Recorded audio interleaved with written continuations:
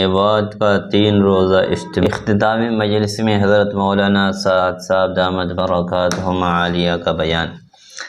حضرت مولانا سعد صاحب دامت برکاتہم عالیہ نے بہت ساری باتیں کہی ہیں، ان میں سے چند باتیں خاص باتیں آپ کے سامنے میں پیش کرنے جا رہا ہوں کہ میوات کے اجتماع میں علماء کی مجالس میں حضرت مولانا سعد صاحب نے کیا کہا ہے علماء کا سال کی جماعت میں نکلنا، علماء کا سال کی جماعت میں نکلنا عوام کی جہالت کا مشاہدہ کرنے کے لیے ہے کہ عوام کتنی جہالت میں پڑی ہوئی ہے، اس کا مشاہدہ ہو جائے، اس لیے علماء کو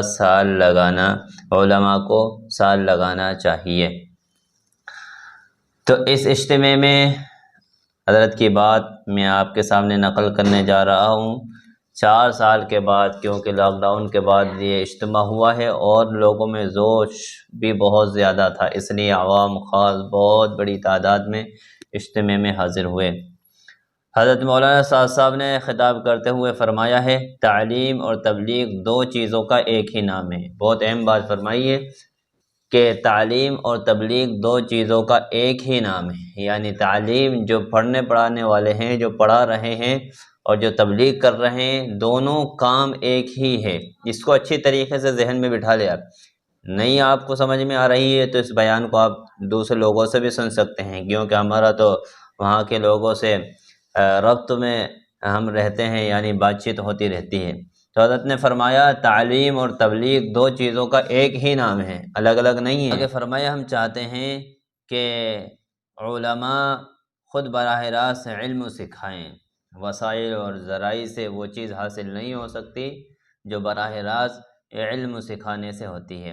پھر کہتے ہیں اخبار میں خبر پڑھنا خود دیکھنے کے برابر نہیں ہو سکتا۔ اخبار میں خبر ہم نے پڑھی، خود دیکھا، اس کے برابر نہیں ہو سکتی۔ علم براہ راست سکھانے والے اور ایک ذرائع سے سیکھنے والے اس کے برابر نہیں ہو سکتے۔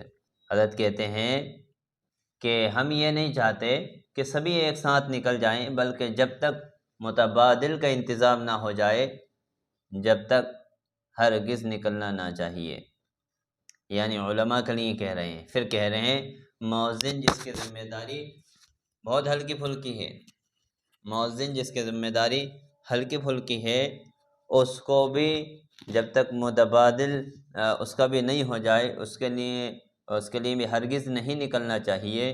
تو ایک عالم جو بخاری پڑھ رہا ہے، درس دے رہا ہے، مدارس میں درس دے رہا ہے، اس کو کیسے بغیر متبادل کے نکلنا چاہیے، کیسے وہ نکل جائے؟ میں چاہتا ہوں کہ علماء اور عوام میں ربط ہو، جوڑ پیدا ہو۔ اور آگے فرمایا میں صاف عرض کر دوں، مجھے صرف فضائل کی تعلیم پر اطمینان نہیں ہے۔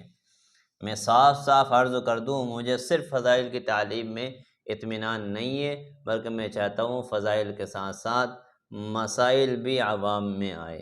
اس لیے علماء کے لیے یہ بڑی اہم بات کہ علماء عوام کو مسائل بھی سکھائیں اور اپنی اپنی مسجدوں میں نظام قائم کریں۔ اور بھی بہت ساری باتیں حضرت نے کہی ہیں، یہ خلاصے کے طور پر چند باتیں آپ کے سامنے میں نے حضرت کی نقل کر دی۔ جزاک اللہ، السلام علیکم ورحمۃ اللہ وبرکاتہ۔